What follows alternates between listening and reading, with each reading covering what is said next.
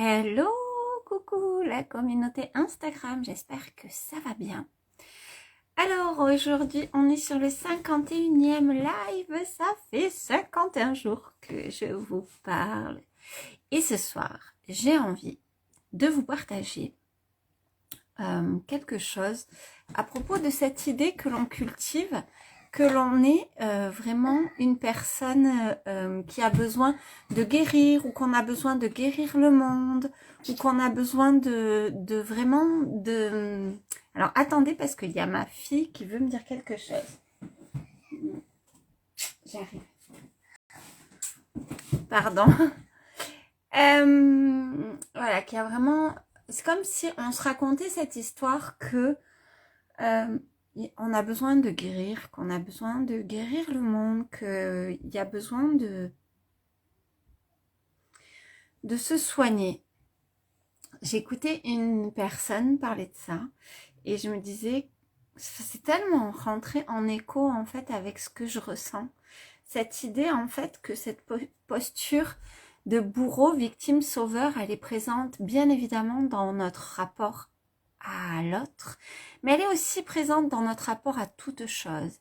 C'est-à-dire que souvent, j'ai eu avant, dans une autre vie, dans cette vie-là, hein, j'ai eu une première partie de ma vie où j'étais présidente d'une association de sensibilisation à l'environnement. Et souvent, j'entendais des personnes, donc dans cet espace-là, j'avais un profil Facebook et puis j'étais, comment dire, un relais d'informations sur plein de choses, plein d'infos, plein de lois qui étaient votées, mais aussi plein de choses à la fois qui pouvaient être parfois alarmantes, mais aussi plein de super belles initiatives. Coucou, hello, hello, hello. Ça va, j'espère que tu vas bien, ça me fait plaisir de te voir là.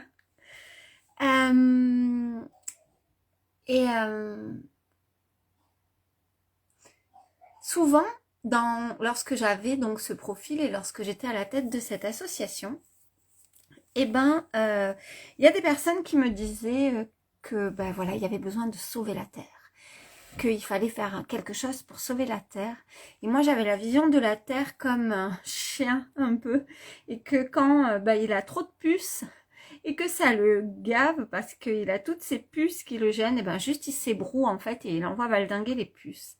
Moi, je me disais, en fait, la Terre, et c'était souvent mon discours, c'était, la Terre, elle n'a pas besoin de nous, en fait. La Terre, elle n'a pas besoin de nous. Hello, Hélène, coucou. Elle a juste besoin de...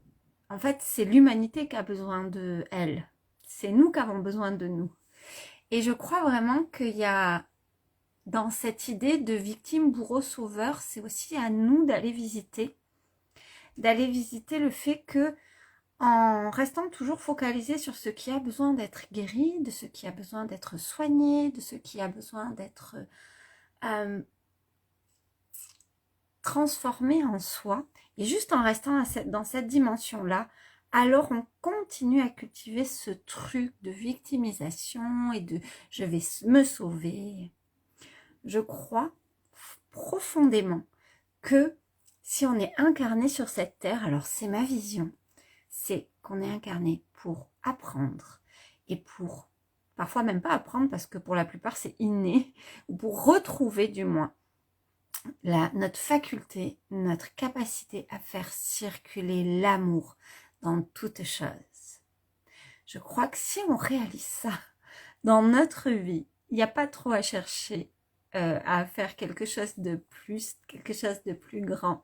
Je crois que foncièrement, lorsque l'on fait circuler l'amour en soi, lorsque l'on fait circuler l'amour dans son couple, n'est-ce pas Hélène? Quand on fait circuler l'amour pour la vie, quand on fait circuler l'amour dans ces parts sombres de nous que l'on va juger et que juste on apprend à les réaimer, alors le reste se guérit, se transforme, évolue, juste parce que la voie d'évolution, c'est simplement celle-là, c'est simplement de, à nouveau, faire circuler cet amour. Je crois profondément que si l'humanité réapprend à faire circuler l'amour, elle déjà elle aura plus besoin de prendre soin d'elle parce qu'elle sera plus, comment dire, elle sera plus en train d'abîmer la terre. Je crois que si on fait circuler l'amour et que l'on honore cet amour qui circule, qu'on honore la vie, son mouvement qui circule dans toute chose, alors de manière naturelle, sans avoir besoin d'y réfléchir, on prend soin de tout ce qui est, on prend soin de la planète, on prend soin, et on n'est plus dans le soignant, on n'est plus dans le sauveur, on est dans une sorte comme de jardinier, de chef d'orchestre qui œuvre avec. Voilà ce que j'avais envie de vous partager ce soir. Moi, j'appelle ça la médecine. La médecine de chacun ou la magie de chacun. C'est-à-dire vraiment réapprendre totalement à reconnecter comme si l'amour c'était un millier de milliards de tissages de fils dorés et de réapprendre à totalement venir reconnecter ces milliers, milliards de tissages de fils dorés à l'intérieur de soi, dans la trame que l'on tisse avec toute chose, dans la trame cosmique, dans la trame universelle.